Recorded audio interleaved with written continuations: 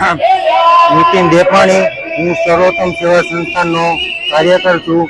સર્વોત્તમ સેવા સંસ્થાન એક પુષ્ટિ માર્ગીય સંસ્થા છે. એ ભૂપેશ કુમાર મહારાજશ્રી એવં પરાગ કુમાર મહોદયશ્રીની અધ્યક્ષતામાં આ એક સંસ્થાનું સંચાલન થઈ રહ્યું છે. શ્રી સર્વોત્તમ સેવા સંસ્થાન દ્વારા સર્વપ્રથમ શ્રી સર્વોત્તમ નવવિલાસનું આયોજન કરેલું છે. આ આયોજનની અંદર પૂરેપૂરું પુષ્ટિ માર્ગના રીતે જ નવવિલાસનું આયોજન કરેલું છે. આની અંદર સરકારની ગાઈડલાઈન મુજબના જે નિયમો છે એનું પૂરેપૂરું પાલન કરવામાં આવે છે. એની અંદર સિક્યુરિટી માટે થઈને ગેસના બાટલા રાખેલા છે, પાણીની વ્યવસ્થા કરેલી છે, તેમજ ગિરિરાજ હોસ્પિટલની પણ અમે વ્યવસ્થા ઊભી કરી અને એક એમ્બ્યુલન્સ પણ રાખેલી છે, તેમજ સીસીટીવી કેમેરા રાખેલા છે.